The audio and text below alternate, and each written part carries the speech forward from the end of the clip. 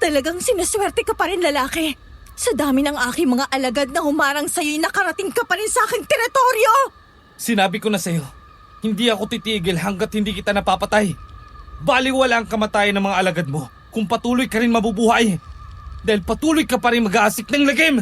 Nagsisisi ako dahil hindi pa kita pinatay nung nagkaroon ako ng pagkakataon. Sana'y wala na akong problema ngayon! Paano mo nga ako mapapatay? Inuna mo ang kalindian mo! Nakalimutan mo ng mga plano mo nang matikman mo mga yakap at halik ko! Hangal! Huwag mo nang ipaalalang nakaraan!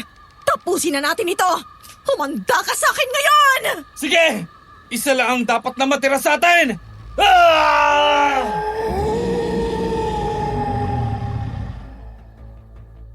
May mga bagay talaga na minsan ay tinalikuran na natin at ang ating panahon ay ibinaling sa ibang bagay. Subalit may pagkakataong napipilitan tayong balikan yun dahil kailangan. Lalo na kung ang nakataya dito ay sa pagitan ng buhay at kamatayan. Nasabi ko po ang mga bagay na yan, Sir Jupiter, base sa aking naging karanasan maraming taon na ang nakakaraan. Tawagin mo na lang ako sa pangalang Dario. Ito po ang tunay kong pangalan. Dati akong action star sa Pinilakang Tabing. Hindi ko na lang babanggitin ang aking screen name na ginagamit sa mga pelikula. Ngayon ko lang po ikikwento ang aking karanasan na bumago sa aking pananaw at paniniwala na nangyari sa aming probinsya. Ito po ay sa Samar, pero wag na po nating banggitin ang mismong baryo para na rin sa pagkakakilanlan ng mga taong sangkot dito. Kaya sa mga listeners natin, sana ipakinggan nyo din ang aking kwento hanggang dulo at kayo na ang humusga kung tama ba ang naging pasya. Mag-iwan din po kayo ng comment kung ano ang inyong masasabi.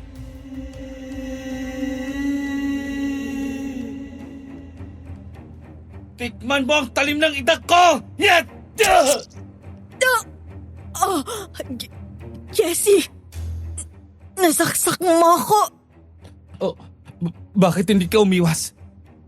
Akala ko ay gusto mo akong patayin. Hindi kita magagawang saktan, Jesse. Kasi mahal kita. Dinadala ko sa aking sinapupunan ng ang ating anak. Nagbungang ang nangyari sa atin. Oo. Pero sayang.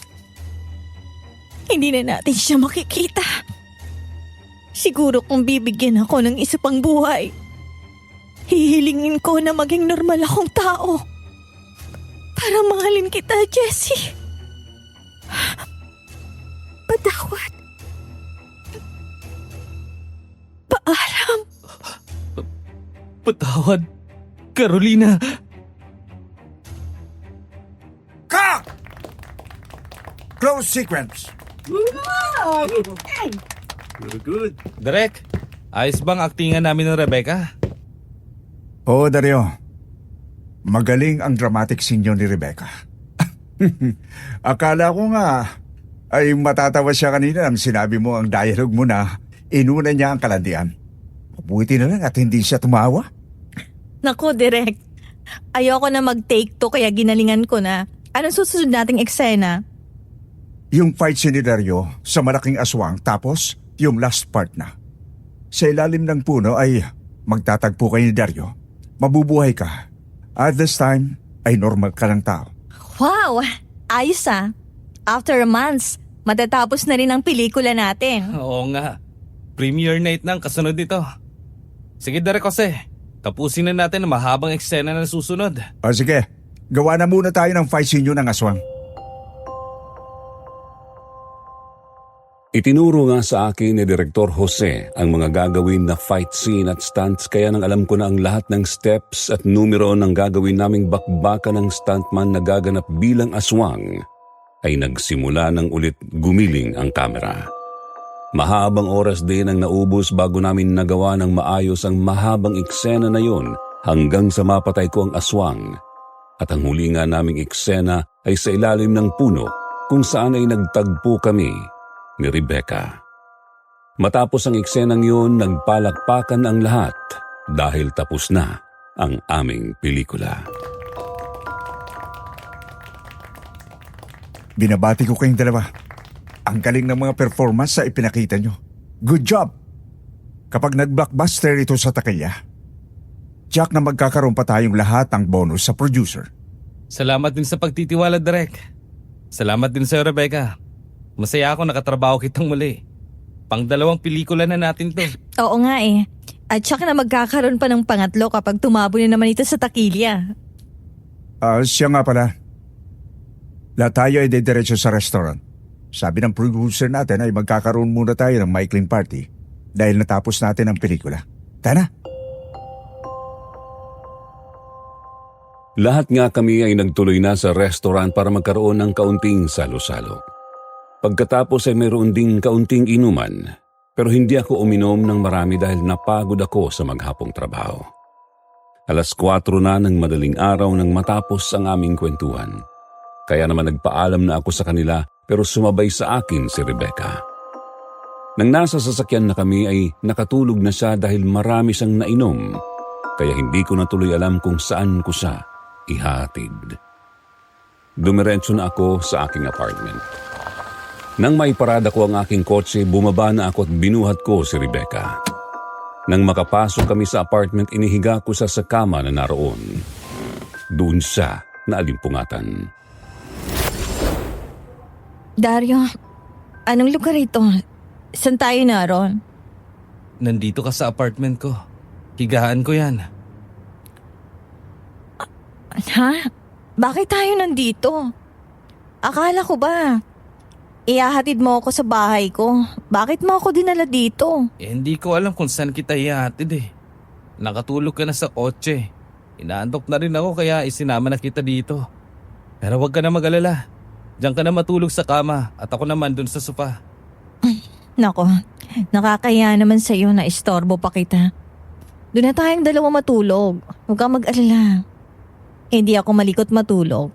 Tsaka hindi ako naghihilik. Naku, Rebecca, wag mo na nga akong yakap-yakapin. Para kang sawa kung makapulupot sa akin eh. Ang yabang-yabang mo kanina. Akala ko malakas kang uminom ng alak. Hindi naman pala. Ginugood time mo ako eh. Malakas ka palang uminom. Sinabayan lang naman kita eh. Teka. Kung nasusuka ka, doon ka na sa banyo ko. Halika doon. Bago ko madala sa banyo si Rebecca ay nasuka na siya sa mismong dibdib ko dahil nakayakap siya sa akin. Naamoy ko agad ang amoy ng alak at pagkaing kinain niya. Ramdam ko ang mainit na likidong umagos sa aking dibdib dahil nakabukas nga din ang butones ng aking long sleeve at pumasok doon ang ibang pagkaing iniluwa ni Rebecca. Napailing na lang ako ng bahagya ko siyang itulak palayo sa akin. Nakita ko na parang gigiray siya at matutumba kaya hinawakan ko siyang muli at iniupo sa kama. Nakita kong papikit-pikit pa rin siya tapos ay nahiga na kaya pumunta ako sa banyo para maligo. Nang naliligo na ako ay nagulat ako nang biglang pumasok si Rebecca, muling nagsuka. Noon ko lang napansin na hindi ko pala nailak ang pintuan. Teka lang, Rebecca, bakit ka pumasok dito? Naliligo pa ako. Eh anong gusto mo? Doon ako sumuka sa kama mo? Baka sakalin mo na ako kapag ganon. Anong tinatakpan mo dyan? Baka kasi makita mo ang tatay ko. Sus! Tulog naman ang tatay mo eh. Nilalamig na kasi nabasa sa madaling araw. Sige, lumabas ka na nang matapos ko ng pagliligo ko. Ikaw ang lumabas kasi sa sabog ng pantog ko eh. Hindi ko na kayang pigilan to. Ayoko magkaroon ng sakit sa bato ha. Napilitan akong lumabas ng banyo nang umupo na sa bowl si Rebecca. Sa totoo lang kasi natutokso na ako sa kanya pero pilit ko lang pinipigilan ang aking sarili. Lasing kasi siya. Ayokong magkaroon ng problema kinabukasan. Nagbalot ako ng tuwalya at nagpunta sa harap ng aking aparador para kumuha ng damit. Noon ko narinig na mayroong kumalabog sa banyo kaya napilitan akong silipin si Rebecca doon. Nakita kong nakatulog na siya noon habang nakatapat sa shower. Basang-basa na siya kaya muli ko siyang pinasok sa banyo at binuhat palabas.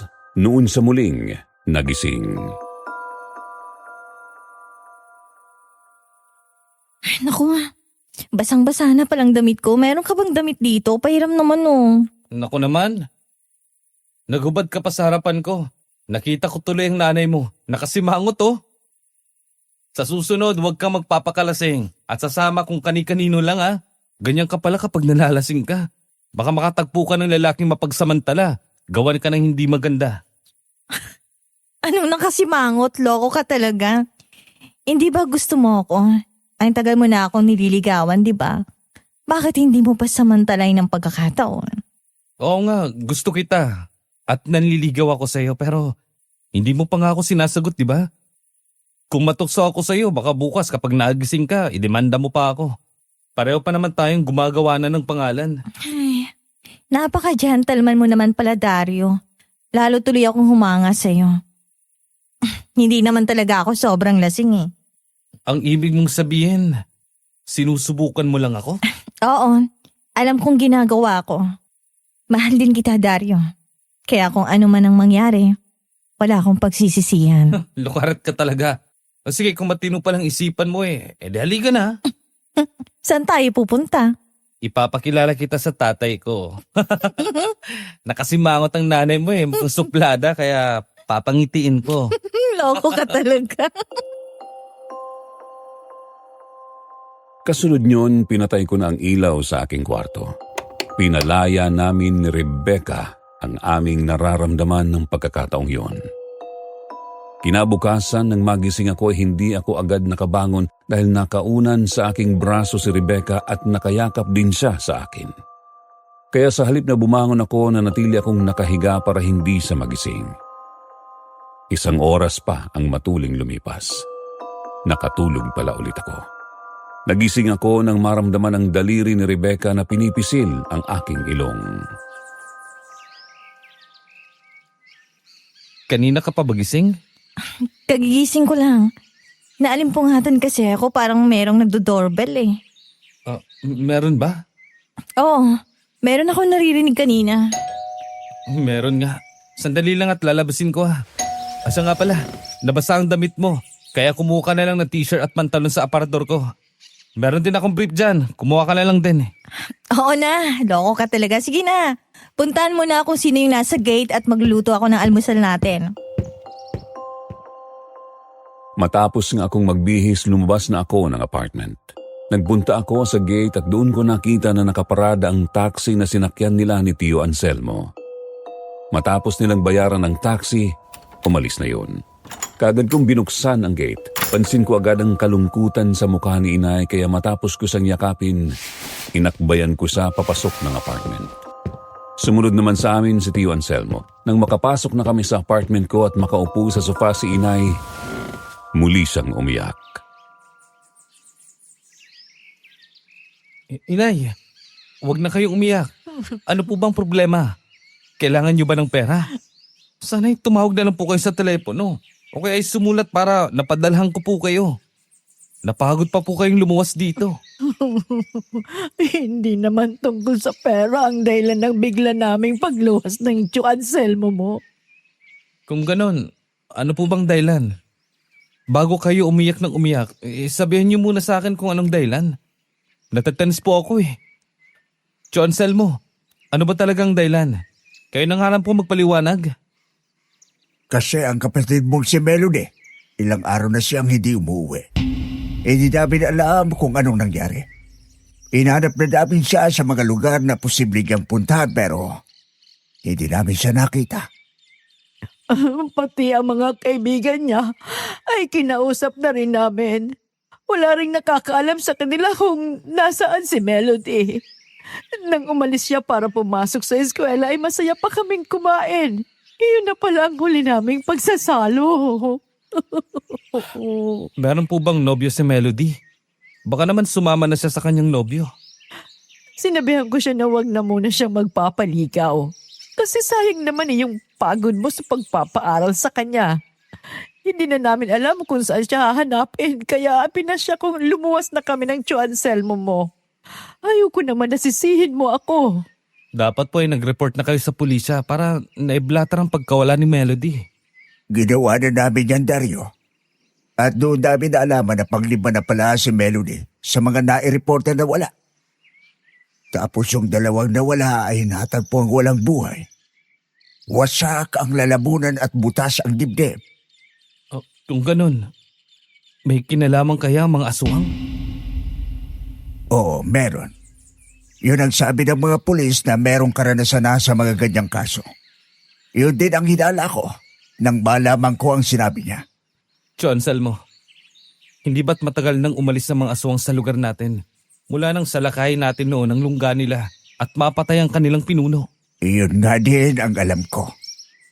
Pero yung diskarte nila sa pagdukot at pagpatay sa kanilang mga biktima ay gawain ng mga aswang na gabunan. Gabunan?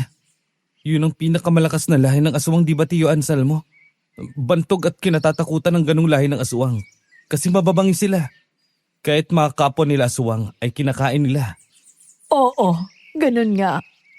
Iyon kaya nga ang sabi ng Tio Anselmo mo ay malalim ang misteryo at problemang kinasasangkutan ni Melody.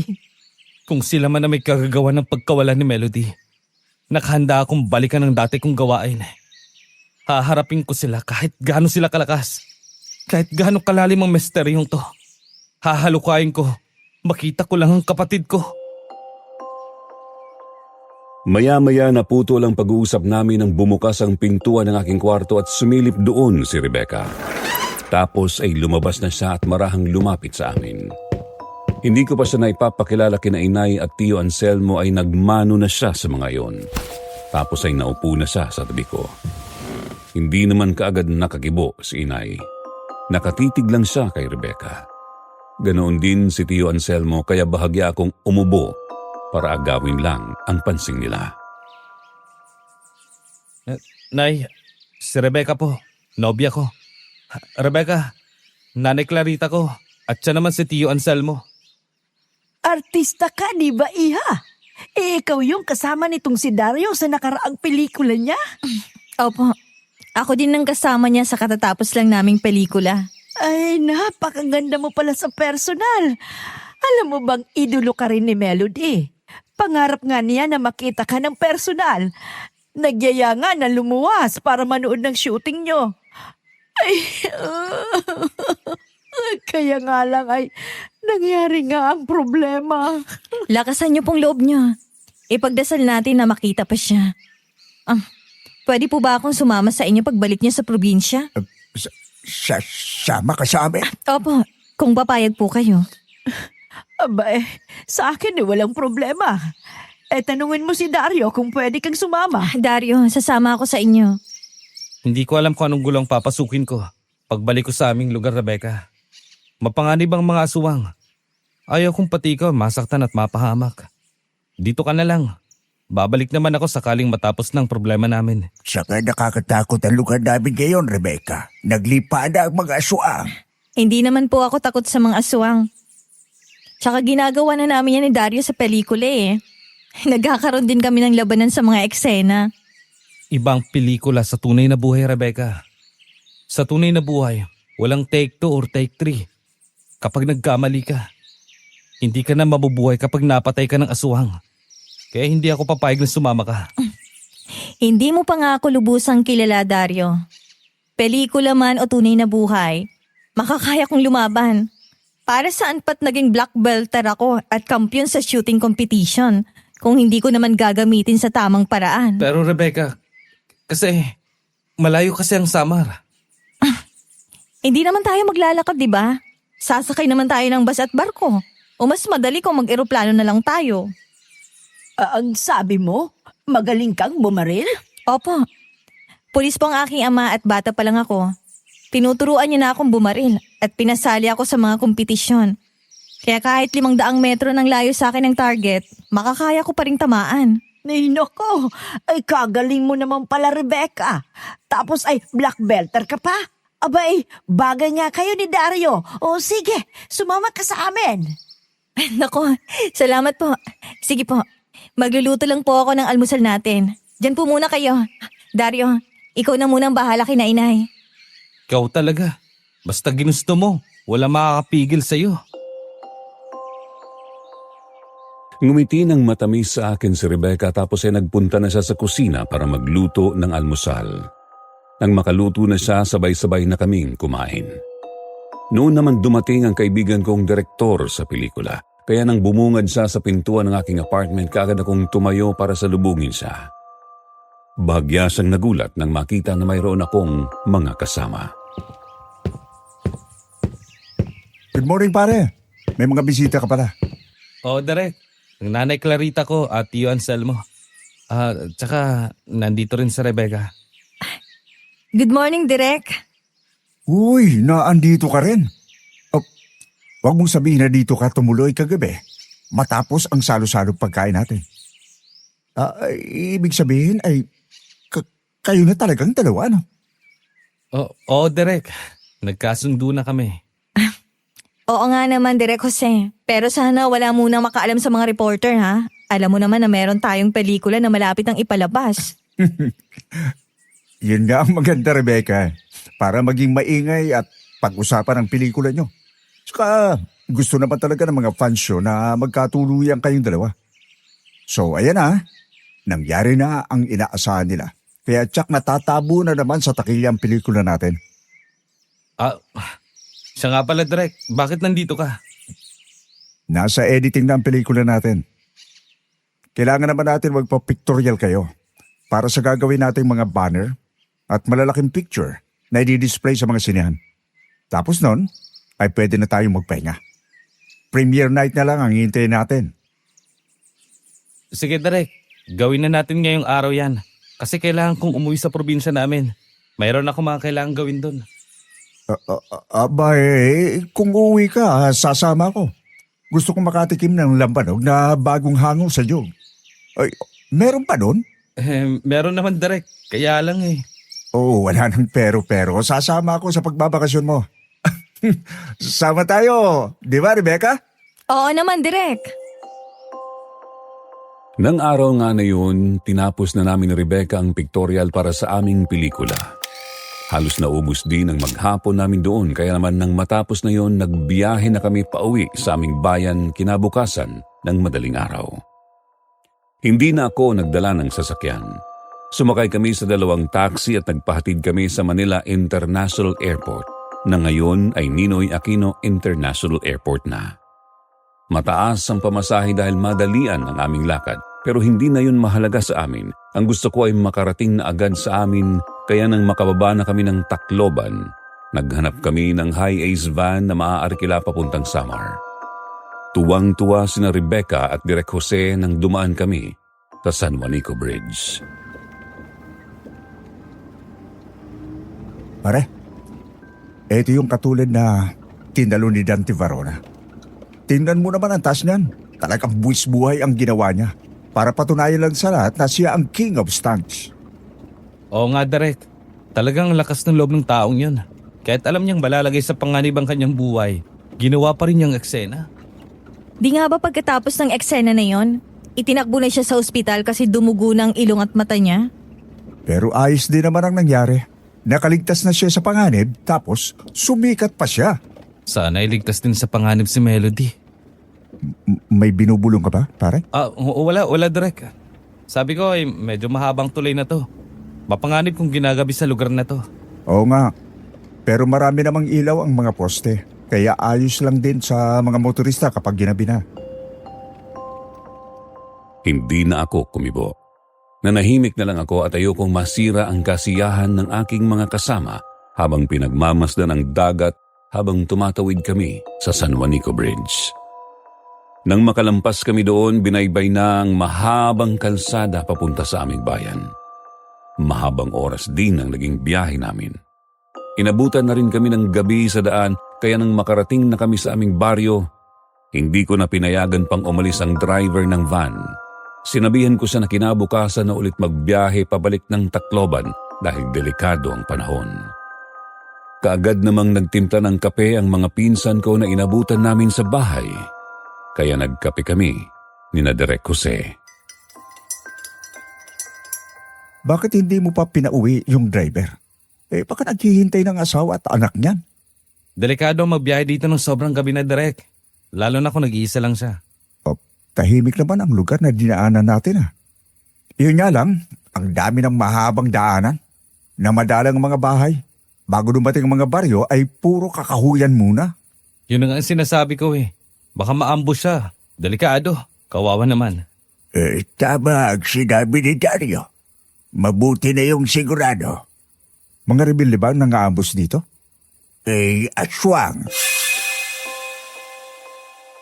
Sa pagkagulat ni Direk Jose, naibugan niya ang hinihigop niyang kape sa mukha ni Tio Anselmo. Napatawa ako ng malakas habang nakatingin kay Tio Anselmo na pinapahid ng palad niya ang kape sa kanyang mukha.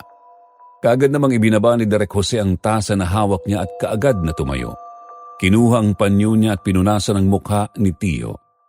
Hiyang-hiya siya sa nangyari. Nako, pasensya na po kayo. Hindi ko naman sinasadya. Ginawa mong arinola ang mukha ko Kasi naman po nakakagulat naman ang sinabi nyo. Totoo po bang merong aswang dito? Totoo yun, Direk Jose. Meron nga daw aswang dito. Nawawala ang bunsong kapatid ni Dario at ang hinala nila, dinukot ng mga aswang. Yun ang dahilan kaya kami umuwi. Paring Dario naman. Bakit hindi mo naman sinabi na aswang pala ang hahanapin mo? Akala ko pa naman ay masaya ang pupunta natin. Hindi mo naman kasi ako pinabayaan na magpaliwanag, Direk. Sabi mo sasama ka kasi gusto mong makatikim ng lambanog. Naku naman. Pero sige, nandito na tayo Wala na tayong atrasan. Tutulungan na lang kita kung ano pa ang gagawin mo. Nako, huwag kang mag-alala, Direk Jose. Marami naman akong itak dito. Pwede mong dalhin palagi yung isa. Sanay po ako sa dalawang itak. Kung may samurai ka dito yun na lang ipahiram mo sa akin. Meron naman dyan. Yung samurai na dating ginamit ng ama ni Dario nung nabubuhay pa. Basta ako ang gagamit ng baril na sinasabi niyo, Tio Anselmo Sabi mo meron kayo dito, kaya hindi ko na dinala yung baril ko kahit lisensyado yun. Oo, meron ako niyan. Mahaba at maiksi. Dati rin kasi akong sundalo noon. May edad na ako kaya nagretiro na ako Maya-maya lang natigilan si Direk Jose. Napansin ko na nakatingin siya sa sinakyan naming van na nakaparada sa labas ng aming bakuran. Nang tingnan ko naman kung ano ang tinatanaw niya, wala naman akong napansin na kakaiba doon. Pero nang makita kong napapangiti na siya ay talagang nagtaka na ako. Kaya muli kong tinanaw ang van. Wala pa rin akong nakita kaya tinapik ko na siya sa balikat. Nagulat pa siya nang tumingin sa akin.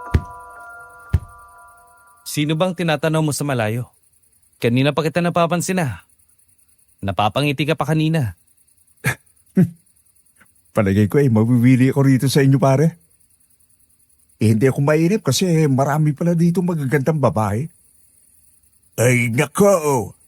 Kung sa magagandang babae lang naman, ay marami talaga dito sa aming baryo, Direk Jose. May magandang babae nga po na nakita akong dumaan kanina lang. Nakatingin siya sa akin, nakangiti siya, kaya napapangiti din ako. Kaya nga lang ay huwag kang basta magtitiwala sa makikita mo dito, Direk Jose. Lalo na ngayon na may mga napapabalitang kababalaghan na nangyayari. Wala po kayo dapat alalahanin sa akin. Kaya ko naman ipagtanggol ang sarili ko Makalipas ang mahabang oras ay nagpahinga na kami. Malaki naman ang aming bahay at may 4 na kwarto kaya yung isa sa mga guest room ay si Rebecca ang gumamit. Ang isa naman ay kay Direk Jose. Matapos noon, pumasok na rin ako sa aking kwarto. Pero hindi pa ako natatagalan sa paghinga, mayroon akong naramdaman na ingit ng pintuan kaya marahan akong bumangon at sumilip sa pintuan. Nakita ko si Direk Jose na palabas ng bahay namin kaya palihim ko siyang sinundan. Nadaanan ko pa ang tulog na driver ng van na nakahiga sa aming sofa kaya maingat akong humakbang hanggang sa makalabas ako ng pintuan ng aming bahay. Nakita kong palabas ng bakuran si Direk Jose kaya tinanaw ko lang siya. Maliwanag ang bilog na buwan kaya tanaw ko ng maliwanag ang paligid. Nang sundan ko siya ay nakita kong may babae pala siyang katagpo. Pero sa totoo lang ay hindi ko kilala ang babaeng yun. Kaya napangiti na lang ako.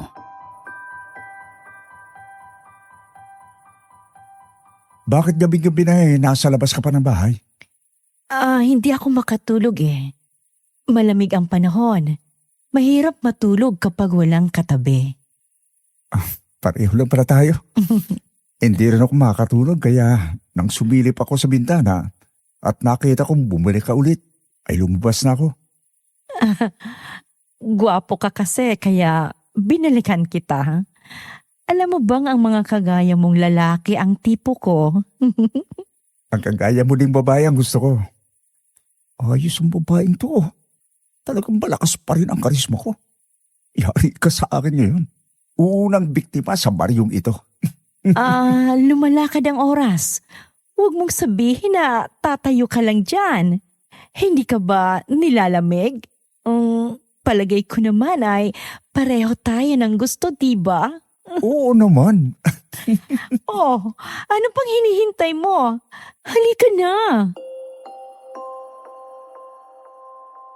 Nang makita ko na nilapitan na ni Direk Jose ang babae at hinawakan sa kamay, tatalikod na sana ako.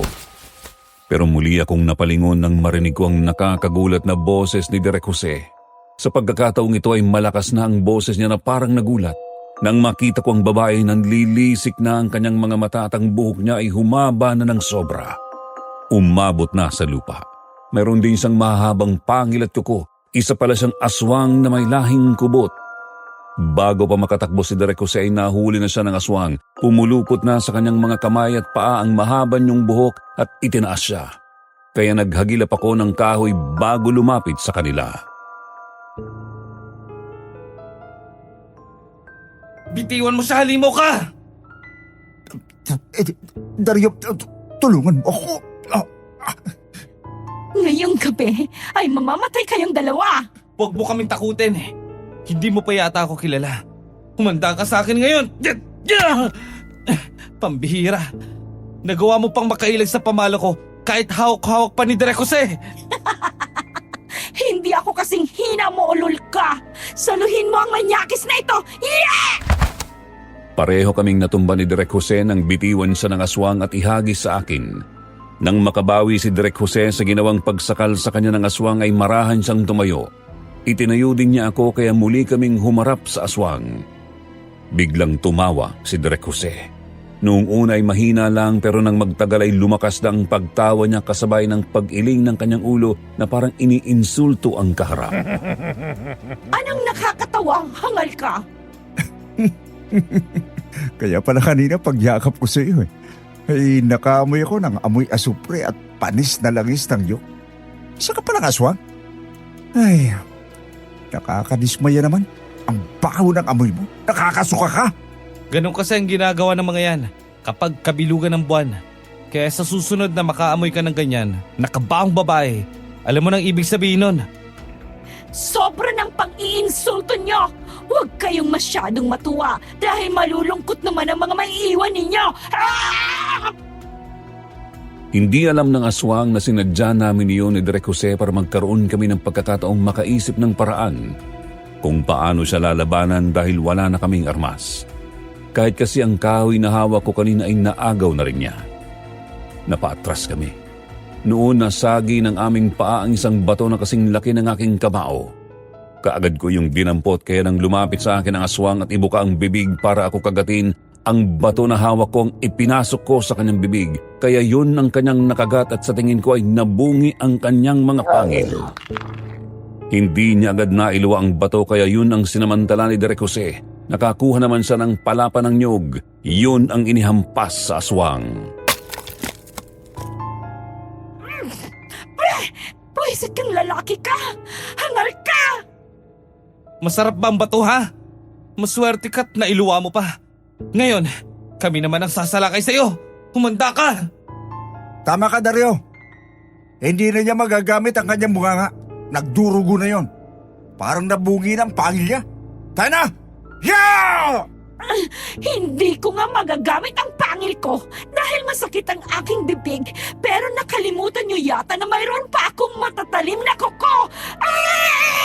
Tatapusin ko kayong dalawa! Malakas pa rin ang aswang, Dario. Alam ko, Direk. Kaya nga lansihin mo siya para mapunta sa iyo ang atensyon niya. Kukunin ko yung matulis na kahoy. Yun ang pag-asa natin. Sige. Hoy, babaeng mabaho. Halika rito. Pagtsatsagaan na rin kita. Pwede ka na rin pagtsagaan kapag ganitong malamig na panahon. Laman siyang ka rin. Halika dito.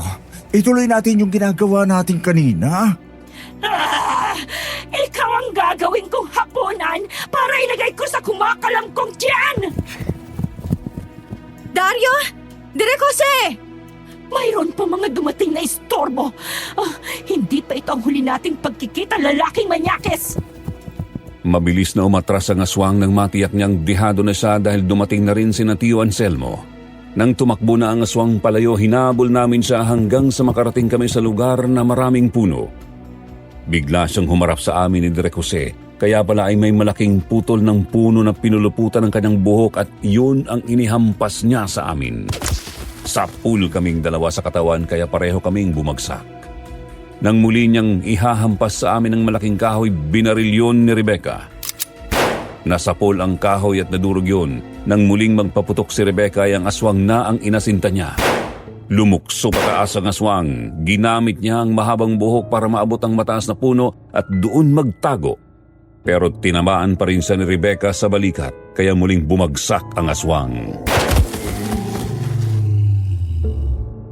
Nasapul mo siya, Rebecca. Di siya bumagsak sa likuran ng makapal na halaman na yon. Tingnan niyo, bilis! Umanda sa akin ang aswang na yan. Akong tatapos sa kanya. Mag-iingat ka, Direk Jose! Dali, baka makatakas pa. Sugatan na yan. Pambihira. Nasaan na ang walang yang yun? Wala na siya rito ah. Sugatan na siya, pero nakatakas pa rin. Kaya ng mga patak ng dugo niya. Doon sa madamong bahagi na yon, doon siya tumakbo. Ayun siya! Naging malaking baboy na itim! Pabayaan doon na siya. Di na natin siya abutan. Napakabilis tumakbo ng aswang na awok. Bumalik na tayo sa bahay. Awok ba ang tawag sa ganung aswang, Tio Anselmo? Pambihira naman. Isa siyang kubot pero nagagawa niyang magpalit ng anyo ng ganyan. Ayun nga din ang hindi ko maintindihan. Anong klaseng dugo ng aswang ang taglay ng babaeng yun? Muntik na ako doon ah. Aswang pala ang walang yang yun. Salamat sa iyo, Dario ha. Kung hindi ka dumating, hindi ko alam kung ano ang nangyari sa akin. Kaya sa susunod, mag-iingat ka na. Hindi lahat ng maganda, siguradong maganda. Yung iba, sa simula lang maganda. Kapag nilapitan mo, halimaw pala kagaya nun. Hayan kasi mahilig ka kasi sa laman tiyan, kaya hayan, munti ka nang gawing laman tiyan ng aswang. Bakit namutla ka? Ngayon ka pa nag-alala, ligtas ka na. Naalala ko kasi yung mga nababasa ko sa nobela, sa pocketbook. Totoo pala talaga yung merong aswang. At sabi doon kapag nagkaroon ka ng atraso sa kanila, hindi ka nila titigilan hanggang hindi sila nakakaganti sa'yo. Totoo yun. Maraming pangyayari dito sa aming lugar na ganyan. Binalikan ng aswang at pinatay. Ganun po ba? Ibig sabihin, kahit saan ako pumunta ay hindi niya ako titigilan? Hindi lang ikaw, Direk. Lahat tayo ngayon ay may atraso na sa kanya. Kaya kung iniisip mo na bumalik na ng Maynila, huwag mo nang ituloy. Kasi kapag doon kanya sinundan, mag-isa ka lang lalaban sa kanya. Tama si Dario. Dito na lang tayo habang hindi pa tapos ang problema. Mas maganda kung sama-sama tayo dito. Oo, wala naman talaga akong balak umalis eh. Dahil ngayong nakakita na ako ng aswang. Nasasabik pa akong makakita ng iba. Baka makabutay ng magandang kwento dito para pagbalik natin sa Maynila, makakagawa na naman tayo ng magandang pelikula. Hay, ang mga direktor talaga, kahit saan makarating palaging istorya ang nasa isip. Kahit na minsan ay nalalagay na sa panganib. Kaya nga sa palagay ko, tatabo sa takilya kapag gumawa tayo ng totoong karanasan natin. Eto na yun. Sisimulan ko ang istorya habang nasa San Juanico Bridge tayo. Tsak, magbubum ito!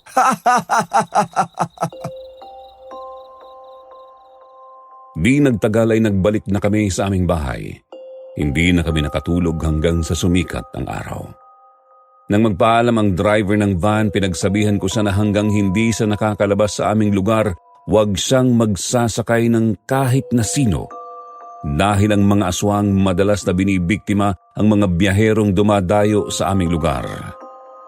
Matapos yun, umalis ako at nagpunta sa aking kaibigang albularyo na si Apo Ernesto. Siya ang itinuturing kong guro dahil sa kanya ko natutunan ang ilang bagay tungkol sa pagiging albularyo. Hindi ko lang dati na ipagpatuloy ang pagsasanay nang magsimula ako sa pagiging artista.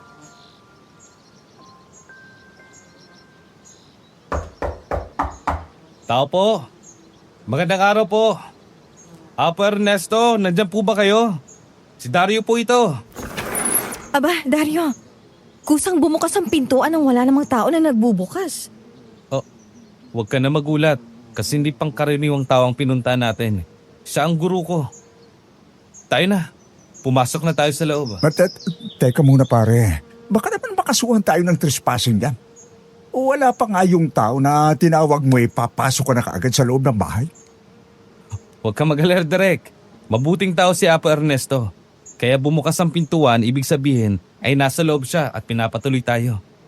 Gusto mo na magandang kwento, di ba? Oo naman. Kaya halika na. Pumasok na tayo. Pumasok na nga ako sa loob ng bahay na hindi naman kalakihan.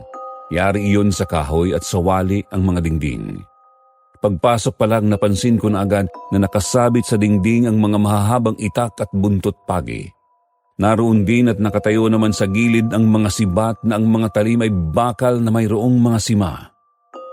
Sa upuang kahoy, sa harapan ng malit na lamesa, naroon naman si Apo Ernesto. Gumagawa siya ng mga langis na inilalagay sa mga garapon.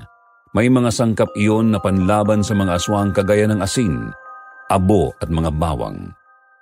Marahan akong naupo sa upuang naroon.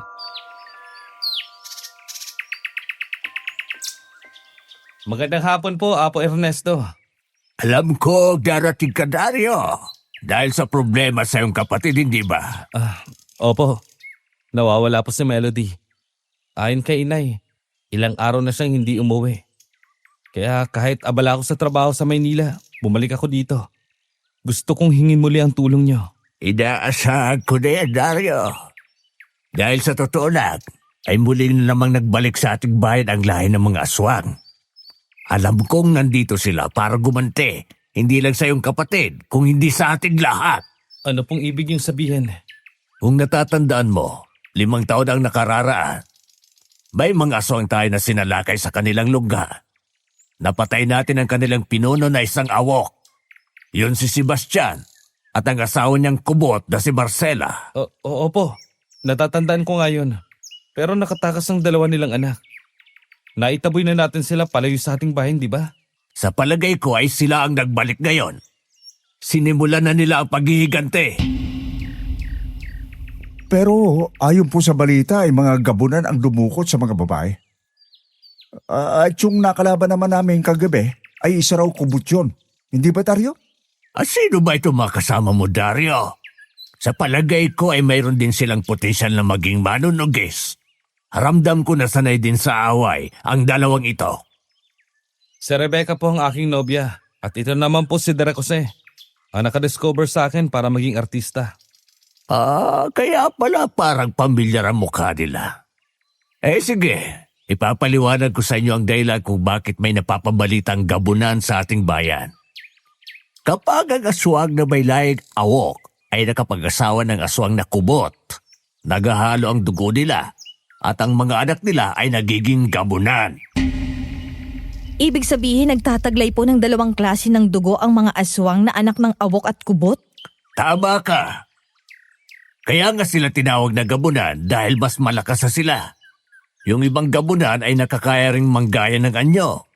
Yung iba naman na ganun ang lahi. Pwedeng kubot siya. Pero kaya ayaw niya maging isang awok na may kakayahang maging baboy ramo. Ganun po yung nakalaban namin kagabi. Oh, may dala ka bang larawan ni Melody o kaya kahit anong pag-aari niya? Meron po. Yun po talagang isa naming sadya dito. Ang ipatawa siya. Heto po ang larawan niya.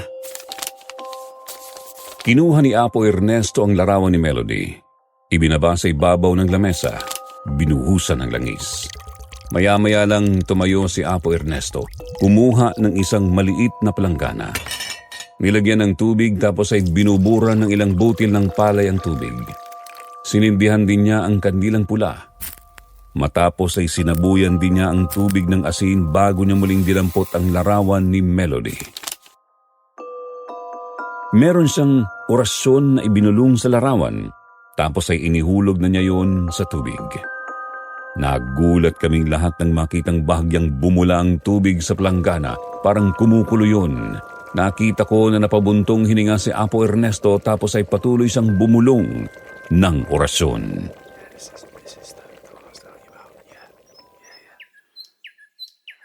Buhay pa kapatid mong si Melody, Dario. Talaga po. Kung ganun, nasan po siya ngayon? Oo. Nasa isang madilim na lugar siya at patuloy na umiiyak at nakikita kong nahihirapan na siya. Kailangan mo siyang matagpuan habang may panahon pa at makakaya pa niyang tiisin ang hirap. Pero, paano po ang gagawin ko para matagpuan siya? Albularyo ka din na kagaya ko. Gamitin mo ang lahat ng naituro ko sa'yo. Isa ka rin dating manunugis ng aswang. Kagaya ng dati mong ginagawa kapag mayroon kang hinahadap. Halukayin mo ang lihim ng mga gabunan at kubot na yan. Kung kailangang baliktarin mo ang bayang ito ay gawin mo. Tama po kayo. Pwede ko po bang mahiram ulit ang mga bendedadong gamit niyo? Oo naman. Hayaan ang mga kagamitang may kakayahang puksay ng sino mang kampo ng kadiliman. Kumuha na kayo ng mga kailangan ninyo. Nandyan sa kahon na kahoy mayroon pa diyang armas. Apo Ernesto? Bakit ang dami ng binditadong arabs dito? Ang pinuno ng mga manunugis na aswang dito, lahat ng mga kasama kong namatay sa labanan, ay kinukuha ko ang mga armas at iniigatan para kung mayroong mga ilagan ay may pahiram ko ulit sa kanila kagaya ngayon. Kailangan nyo ng armas. Ganun po pala. Meron pa po akong isang tanong. Ha? Ano pa ang tanong mo? May agimat po ba kayo? Kanina kasi pagdating namin ay biglang bumukas ang pintuan pero walang tao. Nakaupo kayo dyan sa upuang yan. Paano nangyari yun? Para kasing automatic door Ayun o, tingnan mo. Mayroong mahabang lubid na nakatali doon sa pintuan at mayroon ding guma na nakalagay. Kahit nakaupo ako kapag hinata ko itong lubid, ay bubukas siya. Kapag binitawan ko naman, ay sasarado dahil sa goma.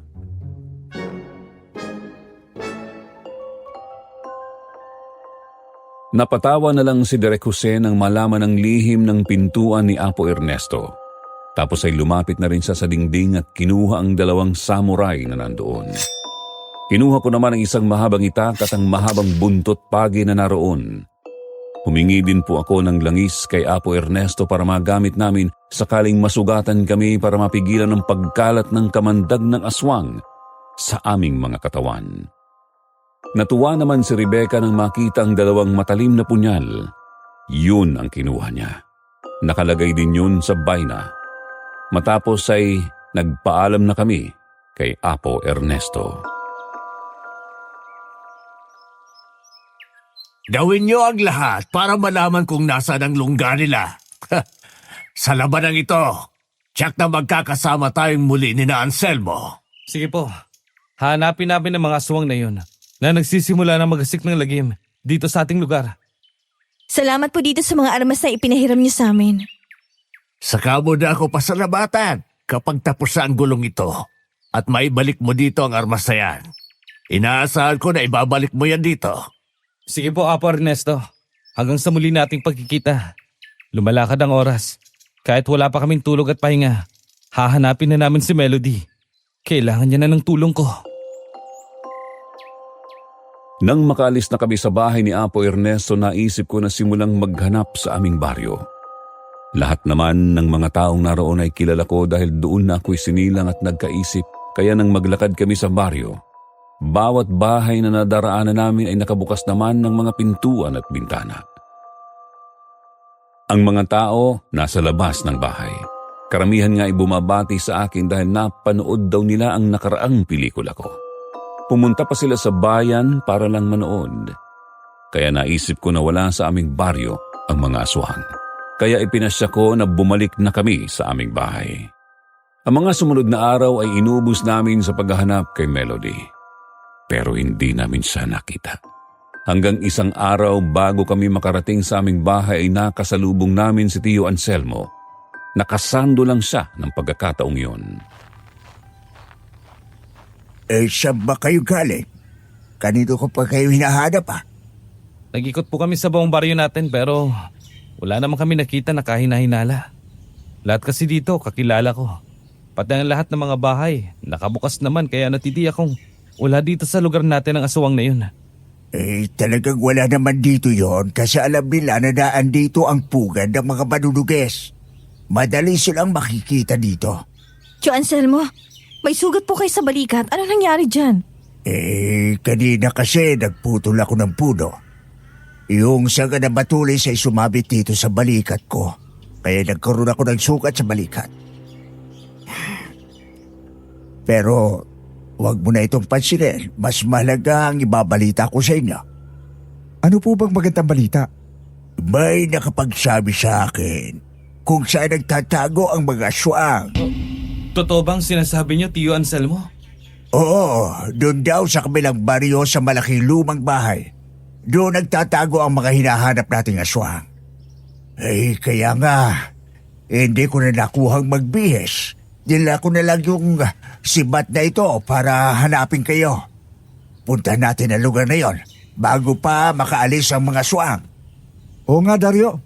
Mas mabuti pa nga kung punta na natin habang mataas pa ang sikat ng araw. Ang nababasa ko rin ay mahina ang mga aswang kapag ganitong oras. Tiniyak sa amin ni Tio Anselmo na alam niya ang kinaroroonan ng mga aswang kaya noon din lumakad kami. Nang makarating kami sa kabilang baryo, kaagad naming hinanap ang malaking lumang bahay. Nang makita nga namin yon, kaagad kong napansin na nag-iisa lang ang bahay na yon sa lugar na yon. Malayo ang mga kasunod na bahay, kaya nga siguro yun ginawang lungga ng mga aswang. Nakita rin namin na mayroong mababang pader ang paligid ng bahay. Lumang-luma na yun pero maganda pa rin. Tahimik na tahimik ang paligid. Wala kaming nakitang tao sa labas ng bahay, pero dahil tiniyak ni Tio Anselmo na naroon ang mga aswang, maingat naming pinasok ang loob ng bakuran ng mansyon. Marahan kaming lumapit sa malaking bahay. Dahil nakabukas ang pintuan ay si Tio Anselmo ang unang pumasok.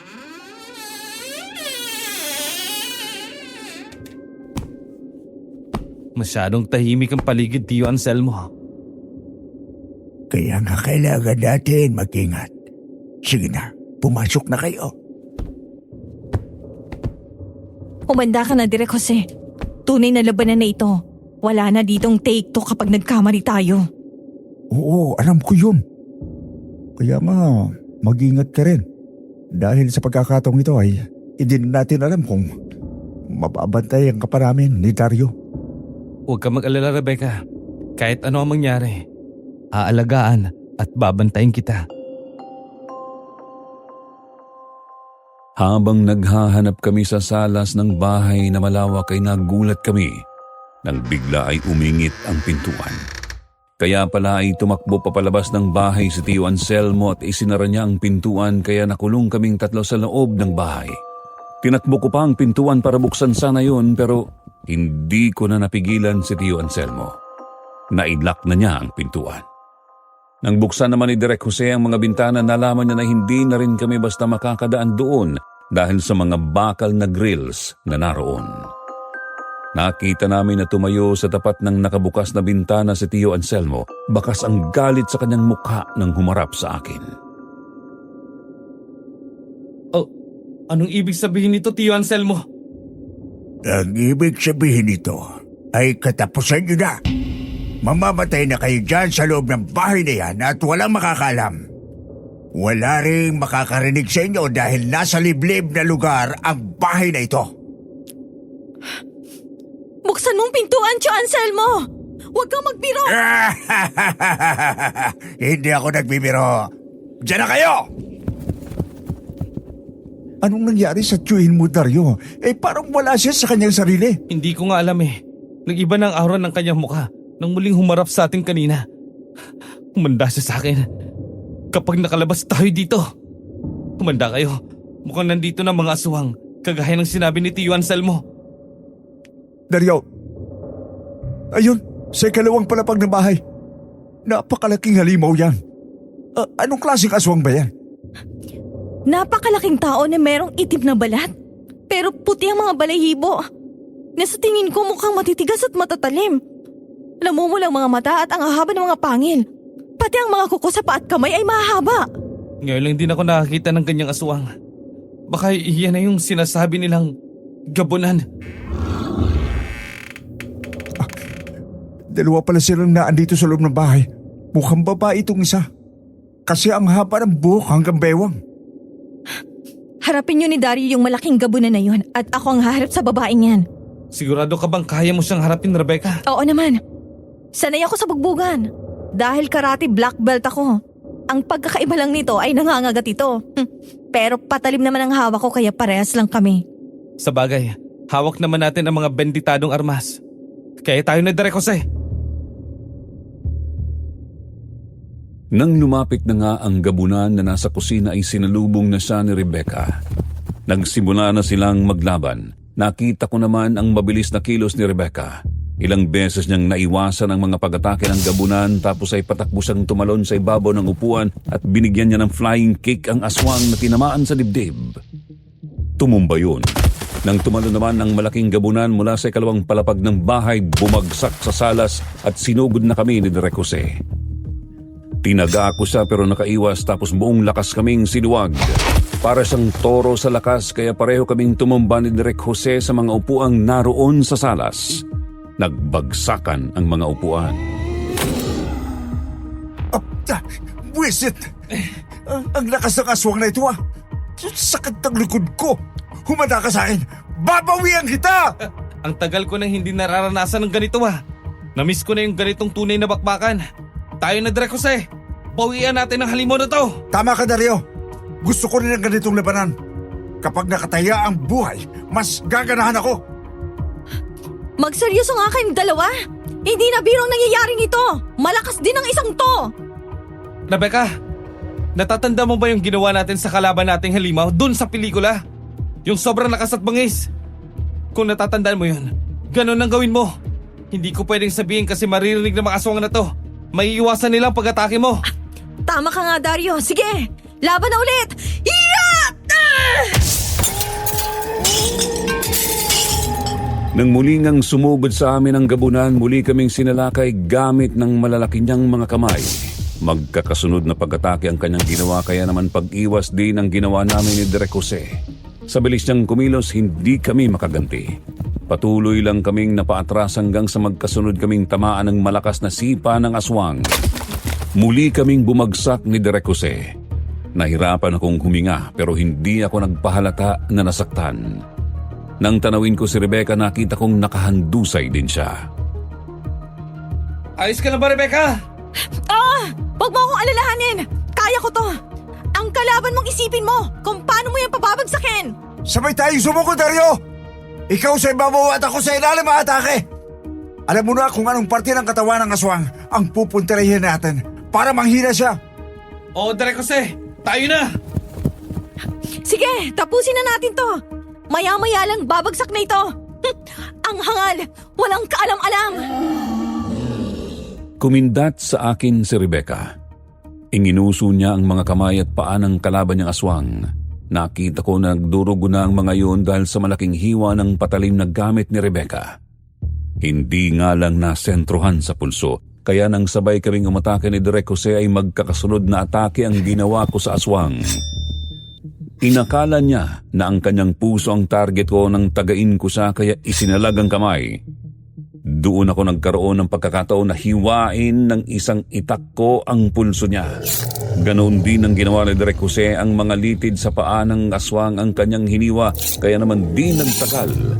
Bumagal ang kilos ng aswang. Parang nawalan na rin siya ng lakas at napaluhod sa aming harapan, kaya pinugot ko na ang ulo niya. Tapos na ang asawa mo, aswang! Ikaw nang kasunod! Yat! Tutulungan pa ba natin si Rebecca? Wag na. Kaya niya na yan. Wala na rin naman lakas yung aswang na kalaban niya dahil naputol na mga ugat sa litid nito. Doon sa paa at pulso. Oo nga eh. Napatay niya ang aswang. Grabe pa ang tapak nitong si Rebecca. Dario, sigurado ka bang gusto mong maging asawa si Rebecca? Abay, para pala itong si Gabriela sila. Oo nga eh. Kapag hindi kami magkasunod sa isang bagay, siguradong maghabol lang kami ng itak. Kapag yan ang napangasawa mo, hindi na Dario ang magiging pangalan mo, kundi ikaw na si Andres. Anong Andres? Andres Tisaya. Ako ba pinagtatawanan nyo? Ang sabi ni Direk Jose, ang galing mo daw. Oo, Mag-isa mo lang hinarap yung babaeng aswang. Tapos kami pinagtulungan pa tong kalaban namin. oo nga. Sus, ng bola pa kayong dalawa. Umalis na tayo dito. Meron pa tayong kailangang harapin. Ang loko-loko mong tsuhin, Dario.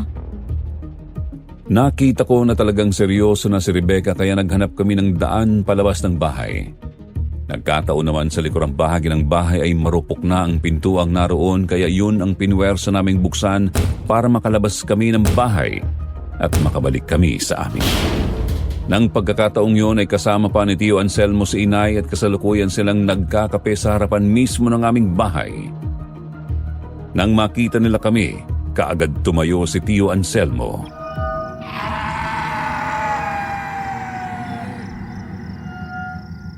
Nandiyan na pala kayo. Umupo na kayo at magkape tayo. Nagdala ako sa inay mo ng maruyang kamuting kahoy. Ang galing mo talaga magkunwari, Tio Anselmo. Matapos mo kaming ikulong sa bahay na mayroong mga aswang, ay nandito ka ngayon kay Inay? Para kung hindi na kami makauwi, ay hindi kanya pahihinalaan.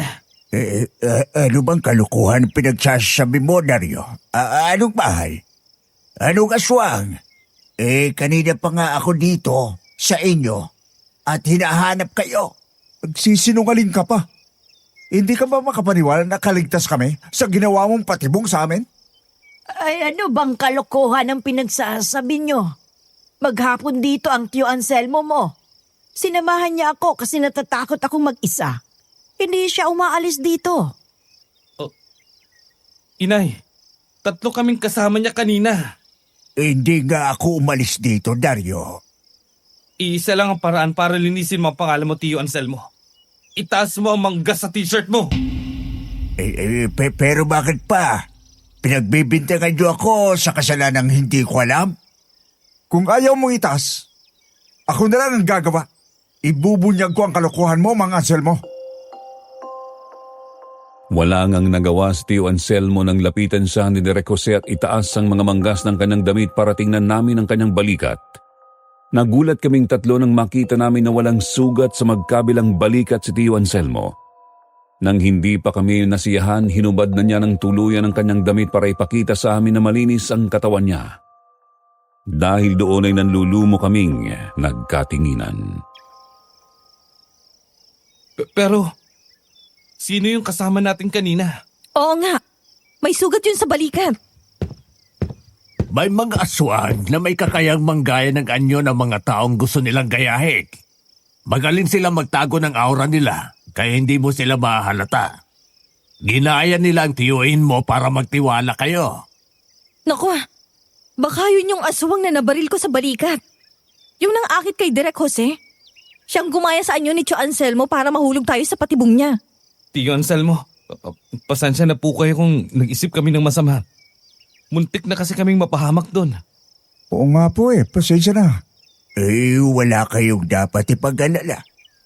Hindi naman ako nagagalit sa inyo. Apo Ernesto, may paraan ba para hindi na maulit ang ganitong pangyayari? Magbalot kayo ng asin at bawang. Ilagay nyo sa inyong bulsa. Tapos ay ipapairam ko sa inyo itong maliit na bote na may lamang lana o langis. Kapag mayroong aswang sa paligid, kukulo ito, Dario. Salamat, Apo Ernesto. Bukas ay susuyurin namin ang kabilang baryo. Alam kong doon naglulungga ang mga aswang na yun. Ay sige, sasama na ako. Pwede kayong makituloy kina Kapitana Julie. Kaibigan ko siya. Isa ring dating manunugis. Kung naroon nga ang mga aswang, malas sila. Matapos na maging malinaw sa amin ang lahat para kaming pagod na naupo na lang sa mga upuang naroon. Nagtimpla naman ng kape si inay at ibinigay sa amin. Nang kumakain na kami, muli kaming nagkatawanan paano nga. Nakita namin kung gaano kalakas kumain ng maruyang kamoting kahoy si Rebecca. Parang ibinuhos doon ang lahat ng kanyang galit sa aswang na gumaya kay Tio Anselmo. Sarap po ng maruyang kamoting kahoy, Tio Anselmo. Sana pagkatapos ng problema, bago ako bumalik ng Manila, magluto ulit kayo ng ganito, ha? Oo naman. Sige, ipagluluto ko namin ni Nanay Clarita mo. Nako, kapag ikinasal na kayo ni Dario ay palagi kang makakatikim niyan. Kasalan agad, Nay? O bakit? Wala ka bang planong pakasalan si Rebecca? Aba, ako ang makakalaban mo. Isipin mo na lang na sumama siya dito para damayan ka. Napakatapang niya, tapos babaliwalain mo lang. Baka paluin kita sa puwet. Oh, may kakampi na ako, ha? Kaya umayos ka, Dario. Agoy, matawag din pala ang nanay mo, Dario. Oo nga, dalawa na sila. Nagtawanan na lang kami ni Direk Jose. Matapos ay nagpahinga na kami. Nang sumunod na araw, gaya ng dati, nagpaiwan na si Tio Anselmo sa aming bahay para bantayan si inay. Kami naman ay nagpunta na sa kabilang baryo at sa pagkakataong ito, kasama na namin si Apo Ernesto. Dumiretso kami sa bahay ng kapitan ng baryo doon na si Aling Julie. Nakita ko na hindi na nagtaka si Kapitana Julie nang makita kami. Kaagad niya kaming pinapasok. Ang totoo niyan, kung hindi pa kayo dumating ngayon ay ako talagang pupunta sa inyo, Apo Ernesto. Dahil nga sa sunod-sunod na pagkawala ng mga tao dito sa amin, at kapag natatagpuan ay mga patay na. Sobra ng payat nila na parang hindi pinakain ng ilang linggo. Dahil nga ang mga aswang na dumukot sa kanila ay ikinulong nila sa isang kwarto. Hindi sila pinapakain. Tapos ang mga dugo nila ay sinisip-sip ng mga aswang araw-araw. Kapag mahina na sila, ay saka sila papatayin at kakainin. Kaya nga andito kami. Kasama ko itong sina Dario para tugisin ang mga aswang na yan. Di ba ikaw yung taga-kabilang baryo na naging artista? Napanood namin yung nakaraang pelikula mo eh. At saka ikaw din yung babae. Kami nga po yun. Kaya naman pala pamilyar sa akin ang mga mukha nyo. Teka lang, alam nyo bang pinapasok nyo? Abay, aswang ang kalaban dito. Totoong aswang, ha? Hindi kagaya sa pelikula na kunwaring aswang lang. Bago pa mag-artista itong si Dario, manunugis na siya ng aswang. Isa rin siya sa mga tinuruan ko para maging mahusay na albularyo. Kaya wala kang dapat ay pag-alala, Kapitana. Ang mga kasama naman niya ay sanay din sa pakikipaglaban. Oo nga po. Natigil ako sa pagsasanay bilang albularyo dahil dumating ang magandang oportunidad. Pangarap ko rin po kasi talaga na maging action star. Mabuti naman kung ganon. Dahil ang namiminsala na aswang sa lugar na ito at sa mga karatig na baryo ay ang mga kinatatakutang aswang na gabunan. Kahit ano pa pong klase silang mga aswang, hindi po kami natatakot. Dinukot nilang kapatid ko kaya hindi ko sila mapapatawad. Kailan pa ba nawawala ang kapatid mo? Mga 1 linggo na po. Hindi kasi agad nakaluwas si Nainay para sabihin ang nangyari sa akin. Hinanap muna nila si Melody. Nang hindi na makita, tsaka nila ako pinuntahan. Mga ilang araw na rin kami naghahanap sa kanya. Ay nako, kung ganon. Mas mabuti pa na pumunta na lang muna tayo sa morgue sa bayan. Nakuha na kasi sa punerarya mga bangkay na natatagpuan dito sa aming baryo na biktima ng mga gabunan. merong mga babae at lalaki na nandun sa morgue. Kinabahan ako sa sinabi ni Kapitana Julie. Napatingin na lang ako kay Rebecca. Marahan naman niyang pinisil ang aking kamay kaya noon din sinamahan kami ni Kapitana Julie sa morgue na nasa bayan. Naiwan na sa baryo sina Apo Ernesto at Direk Jose para maghanap ng impormasyon kung saan nagtatago ang mga aswang kapag araw. Ginamit namin ang owner-type jeep ni Kapitana Julie. Ako na ang nagmaneho noon. Makalipas ang mahabang oras, nakarating na nga kami sa morgue. Kinausap namin ang lalaking bantay doon kaya naman pinapasok kami sa loob. Nakita namin na may mga nakahiga nga na bangkay sa mga higaang bakal na naroon. Lahat ay mayroong nakatakip na kumot. Sa totoo lang ay mabigat ang kalooban ko nang lapitan ng mga bangkay. Bawat inaalisan ko ng nakatakip na kumot ay pigil ang aking paghinga. Nagdarasal na wag naman sana iyon ang aking kapatid. Wala ba sa mga bangkay na narito ang kapatid mo? Wala siya dito. Kung ganon, meron pang pag-asa na buhay siya. Yung mga nasa freezer, tingnan pa din natin. Kapitana Julie, baka pwede niyong kausapin yung bantay na tingnan natin yung iba pa. Yung ilang araw nang nandito pero hindi pa nakukuha ng mga mahal nila sa buhay. Sige, maghintay na lang kayo dito.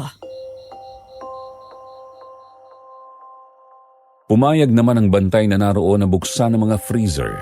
Isa-isang ipinakita sa amin ang mga bangkay na naroon. Nakahinga ako ng maluwag nang hindi namin kilala ang lahat ng bangkay na naroon. Wala doon ang aking kapatid kaya nabuhayan ako ng pag-asa nang magbalik na kami sa baryo. Dapit hapon na nang makauwi kami sa bahay ni na Kapitana Julie. Papadilim pa lang pero nang tumingin ako sa kalangitan nakita ko ang papasikat na bilog na buwan.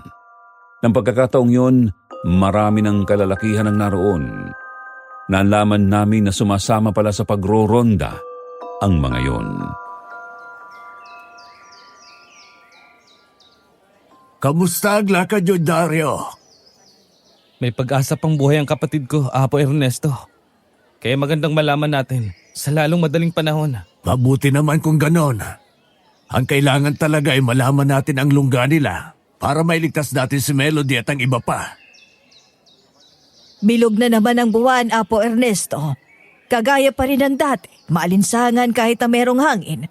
Nagbabadya na naman ang panganib para sa mga taga rito. Oo, Kapitana Julie. Kaya nga bago pa kayo dumating ay meron na akong naisip na plano. Yun ay kung papayag si Rebecca. Ano po bang plano nyo? Madalas nilang sinasalakay ang mga taong nag-iisa lang na naglalakad sa gabi. Gusto ko sana na ikaw ang gawing pain sa mga aswang. Hindi ka naman namin pababayaan dahil nasa paligid lang kami. Sige po, payag ako. Maganda yung naisip nyo para kapag lumapit sa akin ay uupakan ko kaagad. Oo nga, Apo Ernesto. Kayang-kaya ni Rebecca. Hindi ba, Direk? Oo naman. Sa laki ba naman ang braso at binti niya di? Nako, Direk, hindi ko na sila gagamitan ng kamay. Etong baril kong hahabol sa kanila. Teka, 45 yun sa mo, di ba? Oo, sa kanya nga to, hiniram ko. Mas asintado ako sa ganito eh. Tsaka madaling itago sa katawan. Siya na lang ang gumamit ng rifle niya. Nang lumalim na nga ang gabi, pumwesto na kami sa ilang magkakatapat na bahay na hindi naman gaanong kalakihan. Bali-anim na bahay na magkakatapat at sa bawat bahay, mayroong mga kasamahan kaming nagtatago at nakasilip sa kalsadang lubak-lubak. Tapos ay nakatayo naman doon si Rebecca na parang may inaantay. Kasama ko sa maliit na bahay na pinagtataguan si Direk Jose at sa katapat na bahay naman si Apo Ernesto at Kapitana Julie. Nakasilip kami sa siwang ng mga pintuan at bintana. Tanaw namin si Rebecca. Di nagtagal na alarma kami ng isang lalaking nakahubad ang lumapit kay Julie. Saglit silang nag-usap. Nang makita namin na yayakapin na ng lalaki si Julie ay kaagad yung inupakan ng suntok at sipa. Yun na ang hudyat para lumabas kami ng bahay. Pero nakatakbo na ang lalaki. Mga kasama! Tumakas ang aswang! Habulin natin! Huwag niyo na siyang habulin! Hindi yun aswang! Kung ganon, bakit kanya nilapitan? Bakit mo naman inupakan? Lasing yun eh. Naamoy ko na amoy alak. Akala niya naghahanap ako ng kaligayahan kasi nakatambay pa ako dito.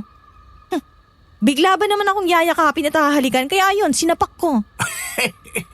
Nalintik ka na. Palpak na ang plano natin dahil sa loko na yon. Matalas pa naman ang pag-amoy ng mga aswang. Ay nako, yung laseng ko na si Paeng yun. Alam naman niya ang sitwasyon ngayon dito. Hindi mapigilan ng sarili na uminom ng lambanog. Masyadong uhaw sa alak. Maya-maya nagulat kaming lahat nang marinig namin ang malakas na sigaw ni Paeng. Kasunod ng malakas na angil ng aswang ang aming narinig. Kaya naman nagmamadali kaming tumakbo sa direksyon kung saan namin narinig ang sigaw ni Paeng. Nang makarating kami doon, nakita nga naming nakahandusay na sa kalsada si Paeng. Duguan at agaw buhay. Patuloy na sumisirit ang dugo sa malaking sugat sa kanyang lalamunan. Sinabi niya na kinagat siya ng aswang at itinuro kung saang direksyon tumakbo, kaya naman nagmamadali kaming kumilos.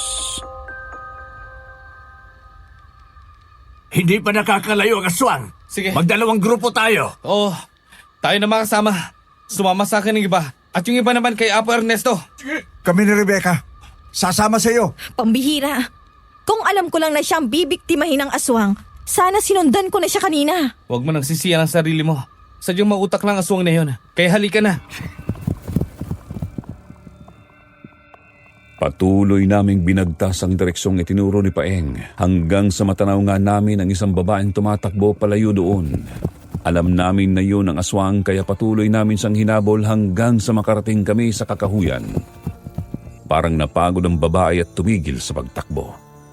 Nang humarap siya sa amin ay nanlilisik ang kanyang mga mata. Mahahaba ang kanyang mga pangil at nakakatakot ang kanyang mahahabang kuko. Wala ka nang tatakbuhan, aswang! Nasukol ka rin namin! Pinagod mo ako, walang yaka! Tatagpasin ko talaga ang lig mo! Nagkita tayong muli, lalaking manyakes! Hoy! Ikaw pala yung babaeng mabaho. Kasabot ka pala ng aswang na ito. Sinadya pala niya magpabol para sumunod kami rito. Tama ka! Iyon nga ang plano ko. Lahat kayo ng mga taga rito ay papatayin namin. At yung iba na pwede namin gawing tauhan ay gagawin namin. Tapos ay sasalakayin namin ang baryo ni Apo Ernesto kapag sapat na ang aming puwersa. Pero nandito na kayo, kaya malas ninyo. Kayo ba ang mga anak ng napatay namin ng mga aswang? Naawok at kubot? May 5 taon na nakakaraan. Sino mang Sebastian at Aling Marcela? Matalas pa pala ang memorya mo. Kami ngayon, nagbalik kami para gumante. Hanggang ngayon ay sariwa pa rin sa aking alaala ang pagpatay niyo sa aming mga magulang. Marami silang buhay na inutang, kaya dapat lang na gano'n ang maging kabayaran. Kaya nga, uutangin ko rin ang buhay niyo. Ako si Nita, ang panganay nilang anak, at ang kapatid kong si Rolly ay nagbalik para maningil. Wow! Ang angas ng dating mo ah! Paano mo naman gagawin yon? Eh 2 lang kayo tapos 7 kami. Kung tusok kayo, ay mas tusok kami. Marami na kaming nabiktima sa lugar na pinagtaguan namin at lahat sila ay ginawa naming kagaya namin. Kaya nagbalik na kami dito para sakupin ang baryong ito. Nagulat kami nang mula sa likuran ng malalaking puno na naroon ay naglabasan ng mga nagtatagong aswang. Puro gabunan ng mga kalalakihan at kubot naman ng mga babae. Sa bilang ko ay nasa 15 sila. Kaya naman hinugot ko na ang mahabang itak sa baina. Sa kabilang kamay ko naman ang mahabang sibat. 2 itak naman ang hawak ni Direk Jose. Kay Rebecca naman ay baril at sa kabilang kamay ay patalim. Wala na kaming tatakbuhan dahil napaligiran na kami ng mga aswang. Kala ko pa naman nakakalamang na tayo. Hindi pala. Oh, paano yan mga kasama? Tig-2 tayong aswang ang napapatayin ha? Sige, ako nang harap sa 3. Ibigay niyo na sa akin ang babaeng mabaho na ito. Tusong mga ito. Dario, halikan mo nga ako. Oh, bakit ba? Abay, walang nakakatiyak kung sa gabing ito mabubuhay pa tayong 2. Labanan na ito hanggang kamatayan. Kaya habang may panahon pa, gusto kong madamang huling yakap at halik mo. Sige, kung yun ang gusto mo. Kaagad ko nga naniyakap at hinalikan sa labi si Rebecca pero ang aking mga mata ay nakatingin sa mga aswang na naroon.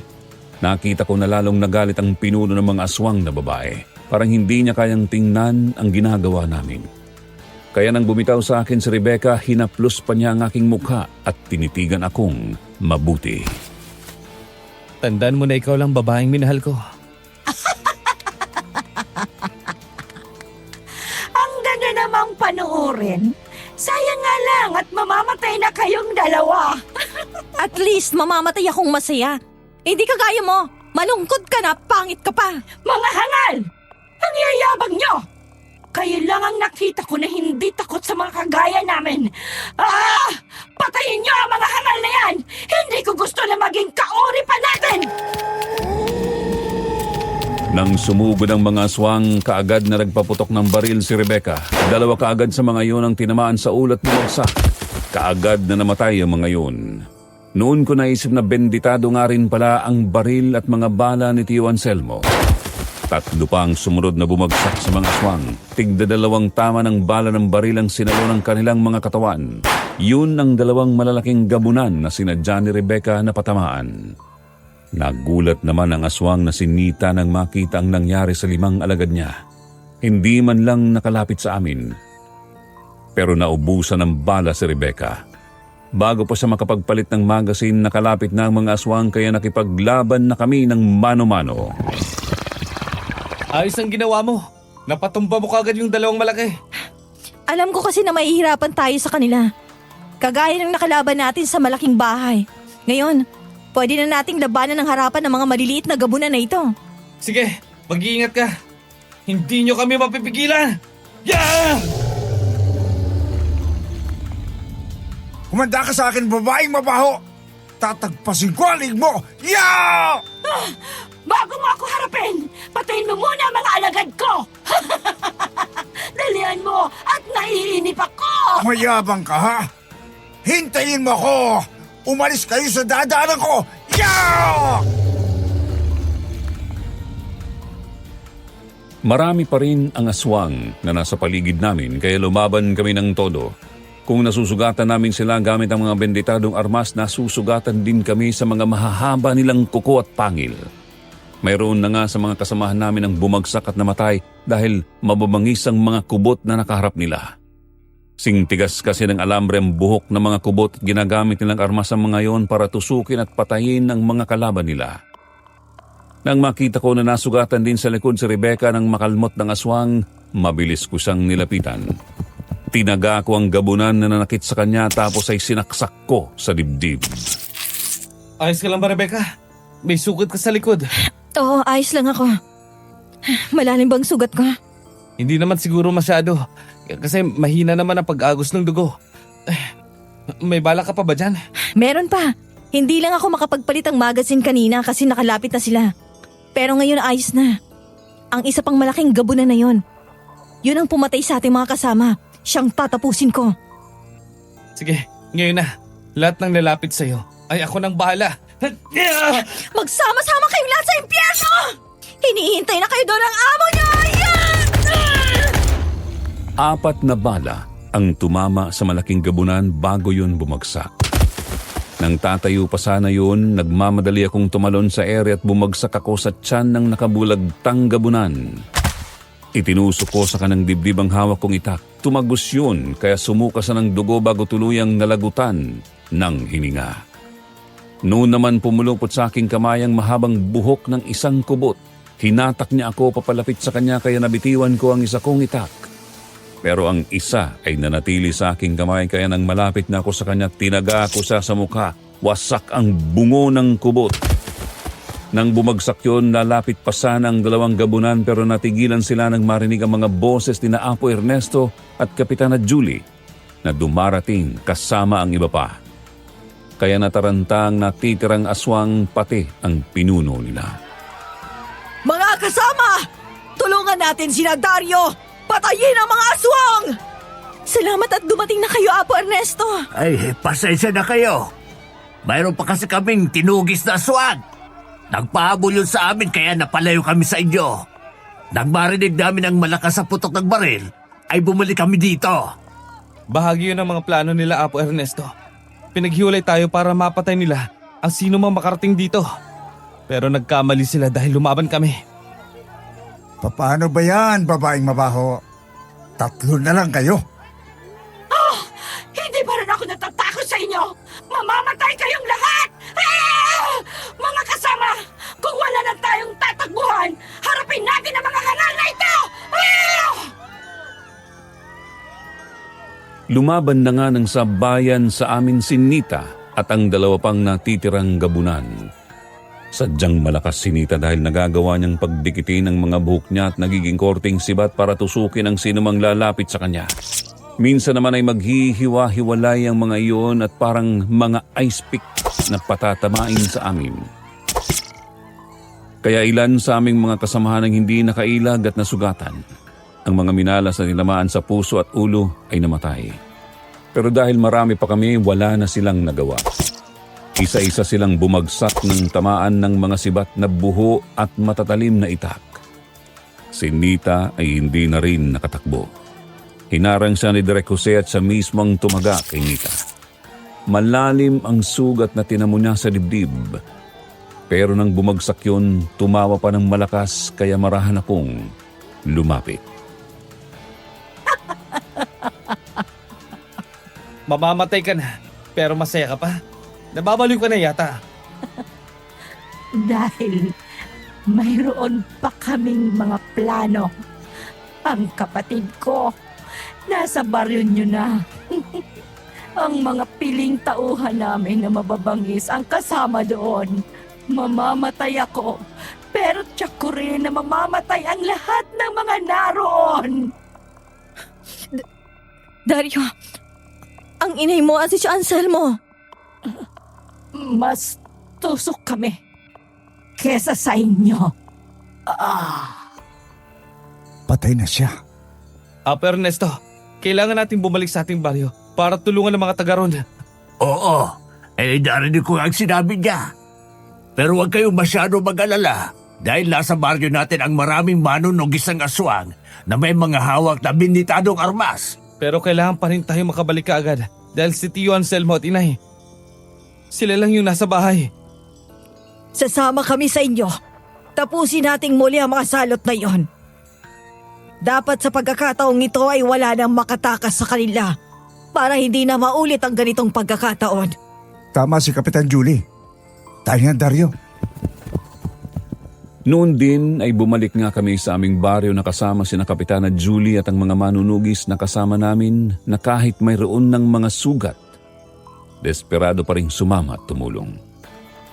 Sa totoo lang, noon ko nakita ang pagtutulungan at pagdadamayan ng bawat isa para lang magkaroon ng katahimikan sa lugar. Pagdating namin sa aming baryo, nagkakagulo na nga. Tama ang sinabi ni Nita.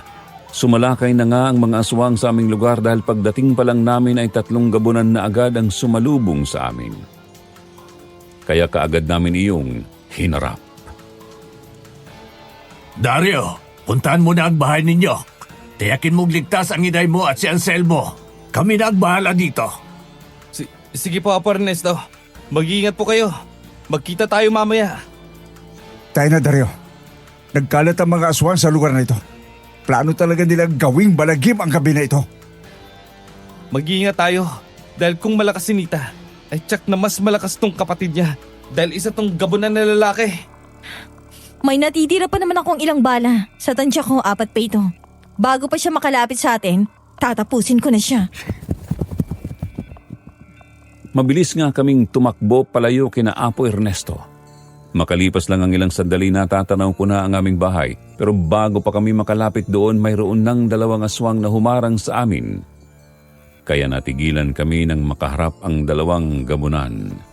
Pero kagaya ng mga plano ay babarilin ang mga iyon ni Rebecca. Dahil asintado nga siya ay puro sa ulo at dibdib tinamaan ang 2 malalaking gabunan. Kaya halos sabay na bumagsak ang mga iyon. Akala namin makakalapit na kami sa bahay. Pero may isa pang malaking gabunan ang humarang sa amin.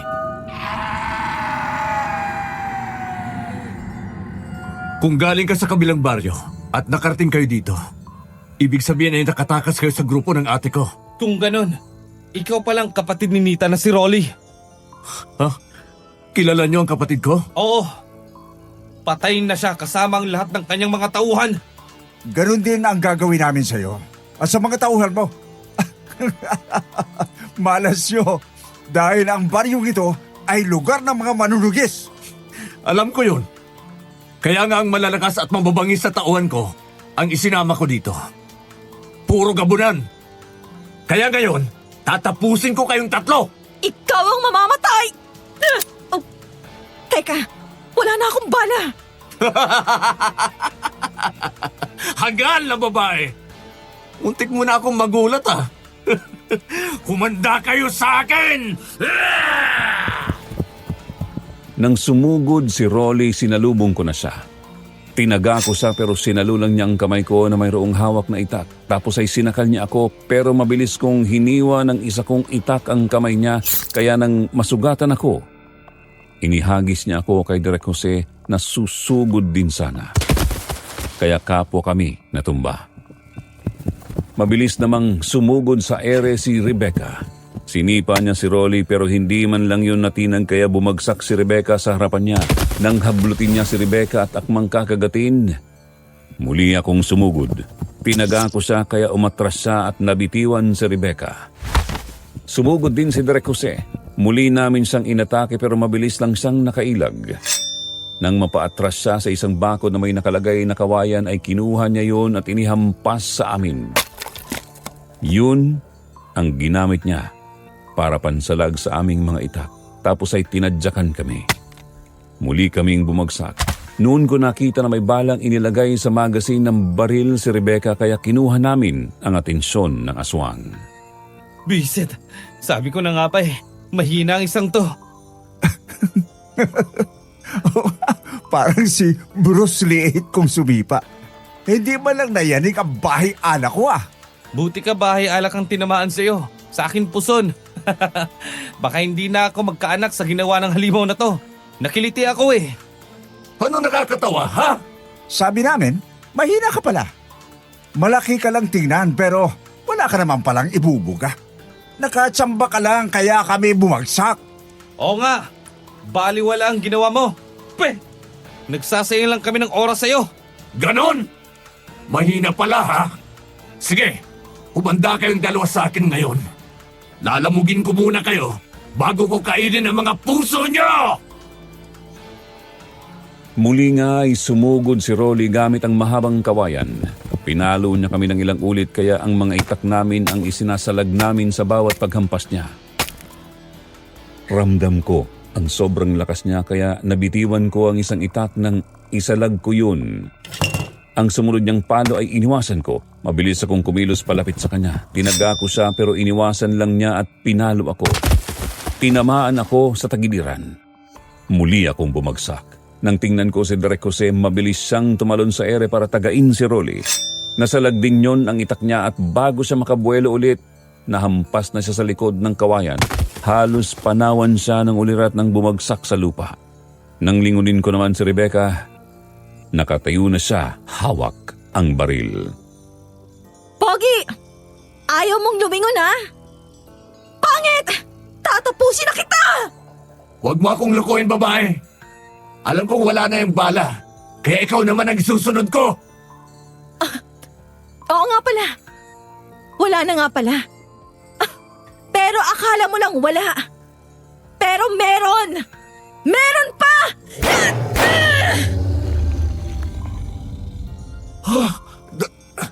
Nasapul mo ako. Meron ka pang bala. Sabi ko naman sa'yo meron pa! Sa dibdib, tinamaan si Rolly kaya napalahod siya. Nang makita ko natatayo pa siya para kagatin si Rebecca, mabilis akong tumayo. Kasabay ko si Direk Jose. Sabay kaming sumugod sa kanya. Itinusok ni Direk Jose ang itak sa likuran ni Rolly. Ang leg naman niya ang pinuntirya ko. Malakas na taga ang ginawa ko. Nang himiwalay ang leeg niya sa ulo, nanlalambot akong bumagsak. Kaagad naman akong nilapitan ni Rebecca. Panalo tayo, Dario. Napatay natin ang aswang. Oo, sana lang ay napatay na rin ni na Apo Ernesto ang mga tauhan niya para matahimik ng lugar na to. Mahaba pa ang gabi. Suko na ako eh. Pagod na ako. Sana'y sumikat ng araw at mamatay na ang mga walang hiyang yan. Kanina tawa pa kayo ng tawa. Sabi niyo walang kwentang aswang na kalaban natin. Ginawa lang namin yun para magkaroon ka ng pagkakataong makapaglagay ng bala sa magazine. Kunwari lang na di kami nasaktan, no? Oo nga naman, Rebecca. Nakalimutan mo yata na mga artista tayo. Ngayong patay na ang mga aswang. Sarap mahiga dito sa lupa. Oo nga. Pagod na rin ako. Saklolo! Tulungan niyo ako! Tulong, mga kapitbahay! Dario, ang nanay Clarita. Oo nga pala. Halika na, Direk Jose. Bumaong ka na dyan. Sige na. Mauna na kayo. Nabasag yata ang balakang ko eh. Hindi na ako makatayo. Agoy. Tinulungan ako ni Rebecca na makatayo tapos ay dinampot ko ang isang ita. Nagmamadali kaming pumunta sa aming bahay. Pagpasok pa lang namin sa aming bakuran, nakita ko nang nakahandusay doon si Tio Anselmo. Duguan siya habang hawak ang kanyang baril. Malalim ang sugat niya sa leeg at mukha. Nang lapitan ko siya, meron siyang sinasabi sa akin pero hindi ko masyadong maintindihan. Kasi nalagutan na siya ng hininga. Kaya pumasok na kami ni Rebecca sa loob ng bahay. Nagulat ako nang makitang naroon na si Melody. Seryoso siyang nakatingin sa akin. Melody, bunso. Nandito ka na pala. Siya palang kapatid mo, Dario. Oo, siya nga. Mabuti naman at ligtas ka. Alam mo bang kung saan kami naghanap? Hinanap? Ang tagal kong naghintay sa inyo. Pero walang naghanap sa akin. Pinabayaan niyo ako. Nagkakamali ka, Melody. Hindi ka namin pinabayaan. Ang totoo, mula nang dumating kami dito, ikaw ang hinanap namin. Hindi na nga kami nagpapahinga. Nandito na ako. Hindi mo ba ako yayakapin, ha? Hindi mo ba namiss ang kuya mo? Huwag mo siyang lalapitan, Dario! Hindi na siyang dati mong kapatid na si Melody! Isa na siyang aswang! Yung kasama niya na si Rolly, ang pumatay sa Tio Anselmo mo! Manahimik ka dyan, tanda! Bakit ka nagkaganyan, Melody? Ilang araw at ilang gabi nila akong pinahirapan. Ginutom at hindi pinatikim ng kahit na konting patak ng tubig. Naghintay ako sa magliligtas sa akin, pero walang dumating. Hanggang sa hindi ko na matiis ang gutom. May ipinakain sila sa akin. At ay palayo ng tao. Patawarin mo ako kung hindi ka namin kaagad nakita. Pero maniwala ka, hindi ka namin pinabayaan. Pero gusto ko na rin ng ganito dahil naging masaya naman ako. Alam mo kung bakit? Dahil nagustuhan ako ng aming pinuno. Ako ng nobya ni Rolly, kaya susundin ko ang utos niya. Tatapusin ko kayang lahat! Pwede mo na siyang hindi sundin kasi patay na siya. Wala na si Rolly. Kung ganon, ay papatayin din kita! Humanda ka! Nang sugurin ako ni Melody, binitiwan ko ang ita. Hindi ko kayang saktan ng kaisa-isa kong kapatid kaya nagpambuno kami. Pilit ko siyang pinigilan pero nagpumiglas siya at nakalmot niya ako sa mukha ng matutulis niyang kuko. Ramdam ko agad ang hapdi ng sugat sa aking mukha. Maya-maya lang umagos ang mainit kong dugo. Kaagad ko siyang itinulak.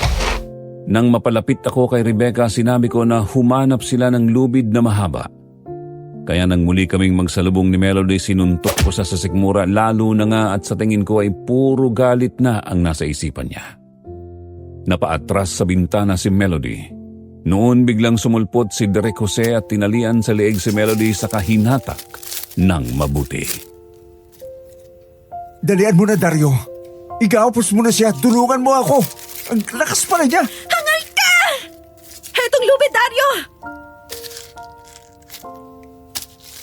Nang makuha ko ang lubid kay Rebecca, tinalian ko na ang mga kamay at paa ni Melody ng mahigpit kaya hindi na siya nakawala. Ang bibig naman niya ay tinalian ko na rin ng panyo para hindi na niya magamit. Makalipas ang mahabang oras, sumikat ang araw. Marami sa aming mga kasamahan ang nasugatan at ang iba ay namatay, pero wala namang nakaligtas sa mga aswang. Namatay silang lahat. Nang sumunod na araw, inireport namin sa pulisya ang nangyaring kaguluhan pero walang balita na nakalabas sa aming lugar. Para na rin daw yun sa kapakanan ng mga taga roon. Ginamot namin ni Apo Ernesto si Melody. Mahaba ang proseso. Pero gumaling naman siya.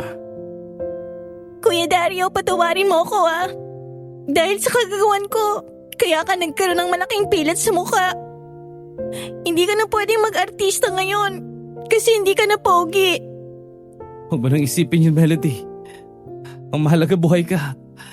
At saka hindi mo naman alam ang ginagawa mo ng mga oras na yun.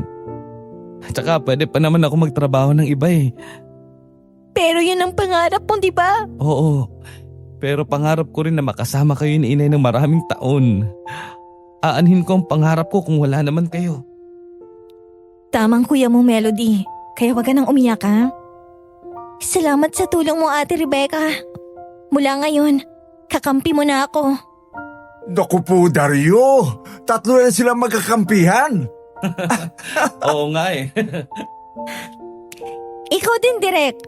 May atraso ka sa akin, Tinalian mo ako ng lubid sa leeg. Kailangan magbayad ka. Anong gusto mong gawin ko para mabayaran ka? Pakasalan mo ako.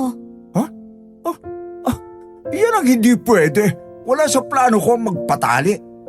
Kaya hindi kita tataluhin.